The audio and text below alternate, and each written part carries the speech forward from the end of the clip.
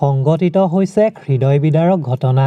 কলেজলৈ বুলি বাছেৰে গৈ থকাৰ সময়ত হঠাৎ চালকে ব্ৰেক মৰাৰ ফলত বাগৰি পৰি চকাৰ তলত সোমাই অকাল মৃত্যুক সাৱটিলে এগৰাকী ছাত্ৰীয়ে। এই মৰ্মান্তিক দুৰ্ঘটনা সংঘটিত হৈছে হাৰিয়ানাৰ হিছাৰ জিলাৰ বৰৱালাত।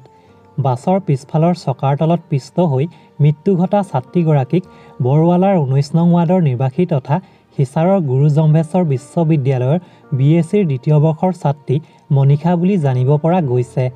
জানিব পৰা মতে মনিষাই সদায় বাছেৰে কলেজলৈ অহা যোৱা কৰিছিল। সোমবাৰেও ছাত্ৰীগৰাকীয়ে পুৱা 9 বজাত কলেজলৈ বুলি হাৰিয়ানাৰ ৰোডৱেজৰ টুহানা হিছাৰ পথৰ এখন বাছত উঠিছিল। কিন্তু বাছৰ ভিতৰত ভিৰ অধিক হোৱাৰ বাবে উপায়ন্তৰ হৈ দুৱাৰমুখতেই থিয় হৈ আছিল মনিষা। বাছখনে যাত্ৰা আৰম্ভ কৰাৰ খন্তেক পিছতে হঠাৎ চালকে ব্ৰেক মৰাৰ ফলত সন্তলন হেৰুৱাই বাছৰ পৰা তলত বাগৰি পৰে ছাত্ৰীগৰাকী। আৰু ঠিক সেই সময়তে বাছৰ পিছফালৰ চকা মনিষাৰ গাৰ ওপৰে উঠি যায়। দুৰ্ঘটনাৰ পিছত স্থানীয় লোকে ছাত্ৰীগৰাকীক হাস্পিটেললৈ নিয়াৰ যো-জা চলায় যদিও তেতিয়ালৈকে মৃত্যু ঘটে ছাত্ৰীগৰাকীৰ।